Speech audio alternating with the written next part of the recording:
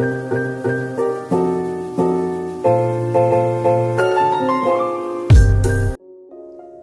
national monument stands as an iconic landmark and a symbol of Indonesian independence. Located in the heart of Jakarta, Indonesia's capital city, this towering monument holds immense historical significance and cultural value. Construction began in 1961 under the direction of President Sukarno. Monas was opened to the public in 1975. It is topped by flame covered with gold foil. After the Indonesian government returned to Jakarta from Yogyakarta in 1960, following the Dutch recognition of Indonesian independence, President Sukarno began to contemplate the construction of national monument comparable to the Eiffel Tower on the square in front of the presidential palace. On 17 August 1954, a National Monument Committee was established and a design competition was held in 1955.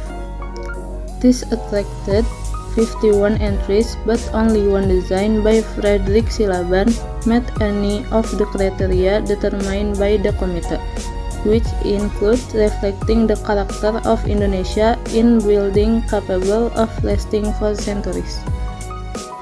The repeat competition was held in 1960, but once again none of the 136 entries met the criteria.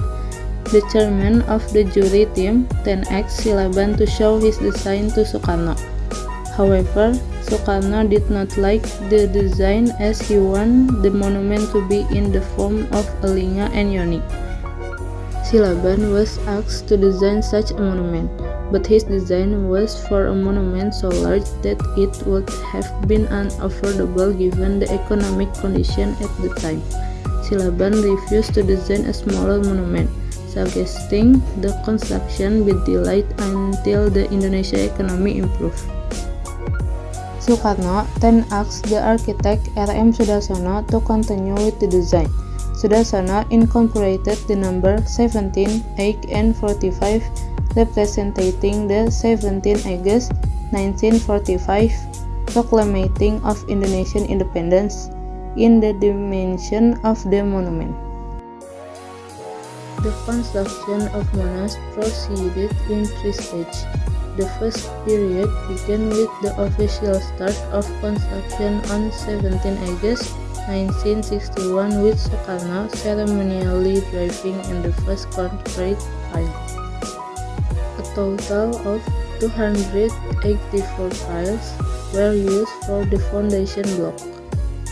A further 360 piles were driven in for the museum foundation, with work being completed in March 1962. The walls of the museum and the base were completed by October. Construction of the obelisk then commenced and was finished in August 1963. Work in second stage from 1966 to 1968 was delayed by shortage of funding and the aftermath of the 30 September movement coup attempt. Problem remained once construction was complete, and work was needed to solve problem with water leaking into the museum. Monas was officially opened to the public on 12 July 1975. The location of Monas is known as Merdeka Square. The towering monument encapsulates the philosophy of lingga and yoni. Lingga resembles an alloy rice vessel, and yoni resembles a lesung rice mortar, two important traditional Indonesian tools. Lingga and yoni also symbolize harmony, balance, fertility, and eternal life. The lingga representing masculinity, positive element, and daytime, and the yoni representing femininity, negative element, and night. It also resembles the bloom of the famous Amor Popalus titanum, native to Indonesia. Indeed, fiberglass, amorphous and rafflesia sculptures were once installed around the monument. The northern pond was designed to pour water for the air conditioning system of the surrounding area. To the north, there is statue of Indonesian national hero, Prince Diponegoro, by Italian sculptor Coubertaldo. In the outer yard surrounding Monas, there are reliefs of Indonesian history. The story begins in the northeastern corner and describes events during eras such as the Singasari and Majapahit empires.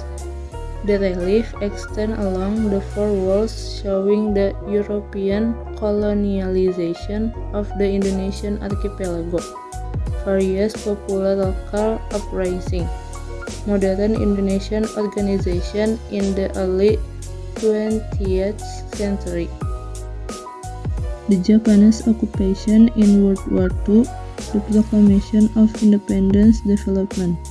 The reliefs were made from molded cement, although several of the statues are damaged and have died due to weathering.